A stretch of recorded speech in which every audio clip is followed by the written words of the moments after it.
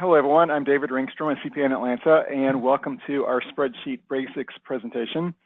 Over the course of our time together today, I'm going to be kind of starting from the beginning in Excel, assuming that you have little or no experience with spreadsheets, and along the way try to kind of build up your skills. You may already have experience with Excel, and because I find that folks that maybe just want to brush up on some of their skills, if you do already have experience with Excel, I think you'll find that this session will fill in some of the gaps in your knowledge there. In any case, we're going to be putting together an amortization schedule spreadsheet from scratch, and I like to use that particular example because it's pretty universal, and it also lets me call upon a variety of various techniques for building spreadsheets and utilizing different features in Excel. But once we've built the spreadsheet, we are going to find that we won't ever have to do that again, because there's also a way to add an amortization table on demand to our spreadsheets by way of using templates. So we're looking at a lot of ways of just kind of hitting the ground running, using Microsoft Excel, building formulas and so on, kind of establishing a comfort level so that you can then be effective at creating spreadsheets. The presentation is designed to be interactive. I do encourage your questions as we go through the material today. Some of this learning comes from your questions, so don't hesitate to chime in by way of that GoToWebinar panel, and then Isaac will route those questions to me.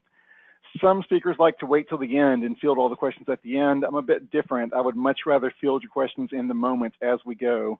So don't feel like you need to hold all the questions for the end. I'd much rather it be interactive. So feel free to chime in as we go through the presentation. There will be 6 polling questions if you are seeking continuing education credit for today, so do be sure to respond to all 6 so that you can get credit for your time today. Finally, sometimes questions don't necessarily surface during the presentation. Maybe you need to take in the information and then go back in and, try out these techniques on your own time, and it's later that the questions will surface. Should that arise, just email me questions to ask@davidringstrom.com.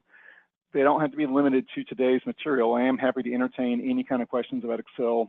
It does help me in my work to see where folks are getting stuck or frustrated in Microsoft Excel. With that, we'll go ahead and lead off with our first poll question. Okay, guys, let's see what version of Excel you're using. Let David know. Excel 2016, 2013, 2010, or 2007. We're going to give you guys about 20 seconds on these, and then we're going to get right back to the presentation.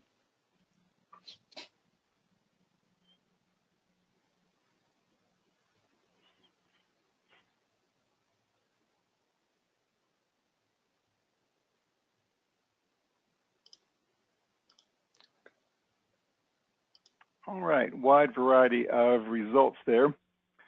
So fortunately, since we're covering the basics, most everything's going to work the same way across all 4 versions.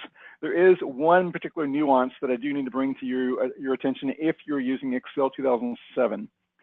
Excel 2007 has a peculiar characteristic where it's the only version of Excel that in Excel's history did not have a file menu per se. We see Microsoft got a little bit artsy there in that version and replaced the file menu with a little round button. It has a name. It's called the Office button. We also see the Office button was rather short-lived after, from Excel 2010 onward, they reverted back to having a traditional file menu there. So all that means is that as we go through the material today, should you be using Excel 2007, then if I interact with the file menu, you will instead click that little round button, and that will give you a menu that looks rather similar to the file menu in the later versions of Excel. One of the things that can be a little confusing if you're brand new to Excel, the Excel is evolving, and we'll find in particular the file menu is a bit different across all 4 versions of Excel, but there are some the commands are still called the same thing for the most part, and so we'll see how to kind of navigate those differences across the various versions of Excel. You will see me present everything at least twice today. I see Amanda had a question, how do you find out which version? Really, that's just more of a question. There's not a right or wrong answer there. If you wanted to know what version of Excel you're using, if you weren't clear, the way we do that even kind of varies across the different versions. So probably, since we've already had the poll question, that's why I kind of label these. And perhaps in the future, I should kind of show this slide first before the poll question. But Excel 2007 has a little round button. Excel 2010, the way to tell is that all the menu commands are in proper case. Excel 2013 had the uppercase letters, and Excel 2016 went back to the lowercase.